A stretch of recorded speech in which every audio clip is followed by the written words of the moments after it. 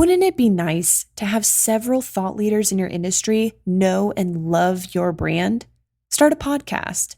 Invite your industry's thought leaders to be guests on your show, and start reaping the benefits of having a network full of industry influencers. Learn more at sweetfishmedia.com. You're listening to B2B Growth, a daily podcast for B2B leaders. We've interviewed names you've probably heard before, like Gary Vaynerchuk and Simon Sinek, but you've probably never heard from the majority of our guests.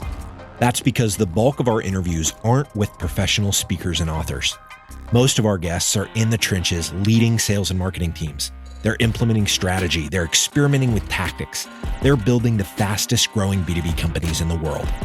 My name is James Carberry. I'm the founder of Sweetfish Media, a podcast agency for B2B brands, and I'm also one of the co-hosts of this show.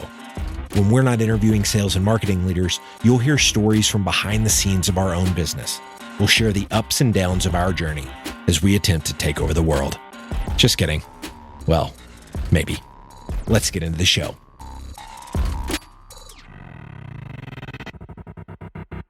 Welcome back to the B2B Growth Show. My name is James Carberry. I'm the founder of Sweetfish Media, and I'm joined today by Vernon Foster. He is the founder of Pod Parrot. Vernon, how you doing today, man? What's up, man? How you doing, James? I am fantastic. So, Vernon, you and I have been friends for a couple of years now. We went to a mastermind here in Orlando. You now live out in Denver, but we hit it off instantly because we're in a similar space where we both run podcast agencies. And I saw something on Facebook the other day that I thought, oh my gosh, we've got to have Vernon on the show to talk about this, because you and I both kind of see podcasting in a similar way. We're both bought in on content-based networking, this idea of inviting your ideal customers to be a guest on your show and building genuine relationships with those people. I saw another Facebook post recently, that you put up recently that said, you're not going to keep finding clients with Facebook ads. You're going to find them by genuinely building relationships. And obviously, the Facebook ads, people listening to this might object to that a little bit, but I totally agree. I think the tried and true best way to do business development and to grow your business is to build genuine relationships. And podcasting is a fantastic way to do that. You've bought in on that as well. So I want to jump into the Facebook post of yours that hit me the other day. It said, you said, I woke up this morning and decided I wanted to start an interview podcast from scratch, targeting business owners that do 10 million in revenue. So I picked up the phone and started dialing. By my fourth call, I already had my first guest commitment. Mind you, without actually having a podcast or any credibility yet in this niche.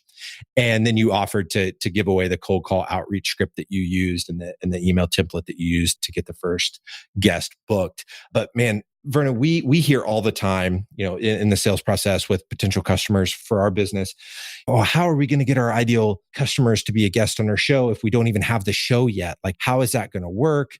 Surely people wouldn't agree to be on a show that doesn't exist. You kind of flew directly in the face of that, and you were able to book a guest in four phone calls. Talk about, why do you think that is? Why do you think you were able to pick up the phone and get a guest in by dialing 4 different numbers in a niche that is obviously like you're connecting with someone, a business owner that's doing 10 million in revenue. Talk to us about why you think it worked. Yeah. Would love to.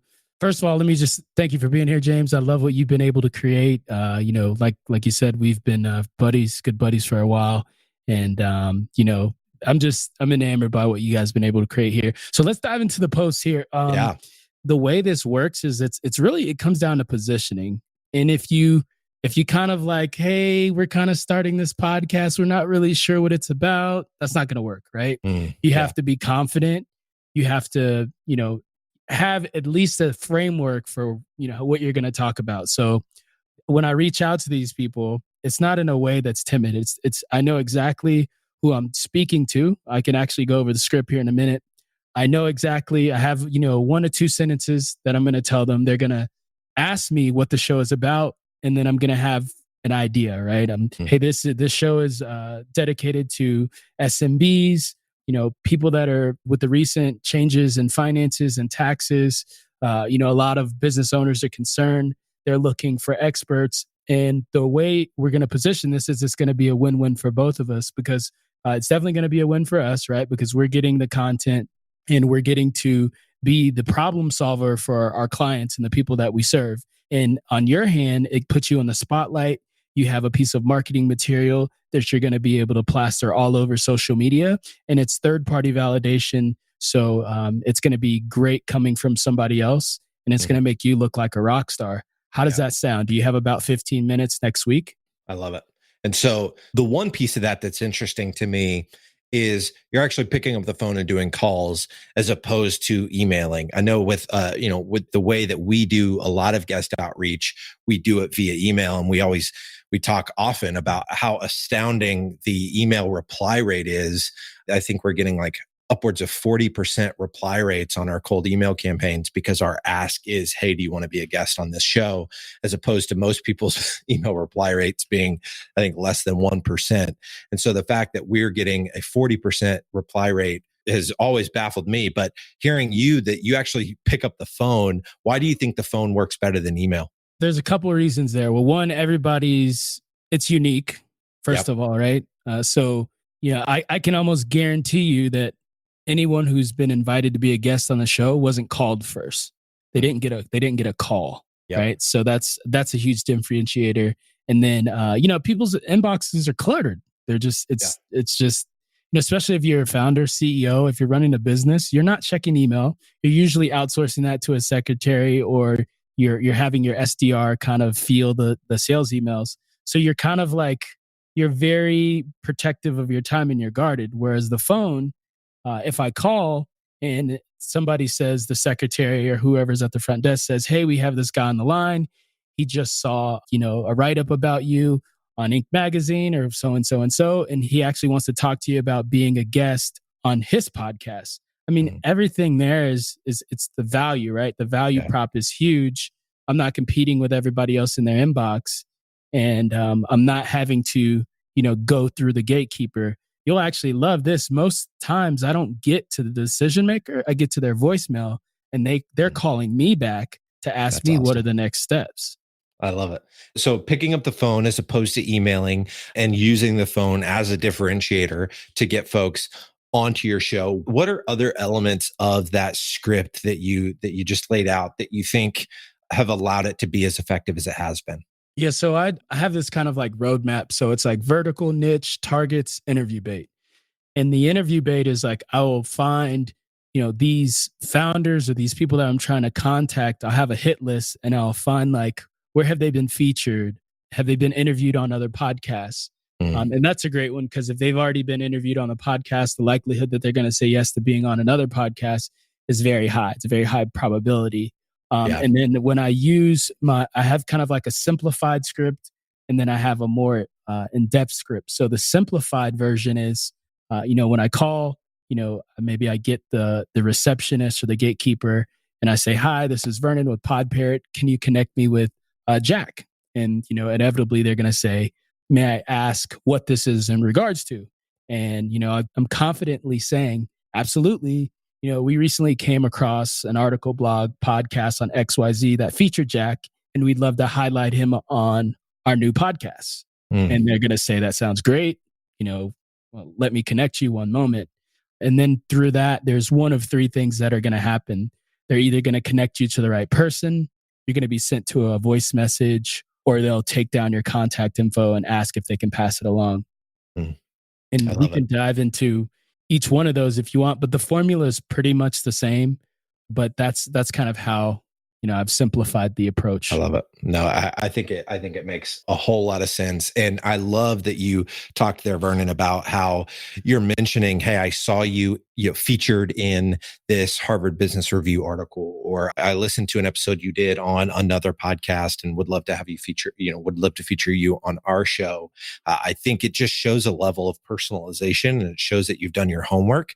And honestly, the bar is so low, man, for people that, even people, I have a small business, and the people that are trying to break in and connect with me, it's just so clear that they haven't done any semblance of research into what my problems are or what matters to me in any way, shape, or form. And so I think this may get tougher as the bar starts to get higher and higher, and people start to do more research on the individuals that they're they're messaging or that they're calling, as opposed to just like doing those mass blast emails that look like they're one-to-one emails, but really have zero personalization or zero proof that they actually did any sort of background checking on the person that they're trying to connect with. Where this, it's hyper personal. So what do you say, Vernon, when do folks that you get on the phone, say you connect with Jack, the CEO of XYZ Corp, is that ever brought up like, oh, well, how many listeners do you have? Or do you just say from the start, like, hey, this is a new show, so it kind of takes away that question kind of from the get? Yeah, so I don't mention numbers because the show actually isn't live yet. Okay. At the time of recording this, I just try to position it as the win-win, right? So it's like, if we're kind of going through the scenario and let's say Jack answers and he picks up and I say, hey, Jack, this is Vernon with Pod Parrot. I recently came across blog article podcast on XYZ that featured you and would like to invite you to be a guest on our new show. And he'll probably say something along the lines of, that sounds interesting. Can you give me a little bit more? And I intentionally don't tell them too much in the beginning because I want them to come back to me and ask me for more. This is the same format you would use on a voicemail, right? You would just kind of say, hey, you can reach me at this number. Here's my email if you want to hear more. And then I'll say, absolutely, we're launching a podcast in the finance space, highlighting the best in business. We feel that you have a lot of value to bring to not only the industry, but we'd also be delighted to have you as a guest. It's a win-win for us because we get to connect with thought leaders such as yourself, and the content that we're creating, hopefully, is solving a problem for our audience. And I don't say hopefully to him, but I'm just saying when you guys are out there, when you're thinking about this, like your content should be solving a problem because then you're getting the additional bonus of being a thought leader in this relationship. And then I go on to say that, it's a win for you, Jack, because we're going to share it with our audience and plaster it all over social media. You're going to become known as the go-to expert. And it's kind of like speaking on the stage. The only difference is I'll need about 15 to 20 minutes of your time. How does that sound?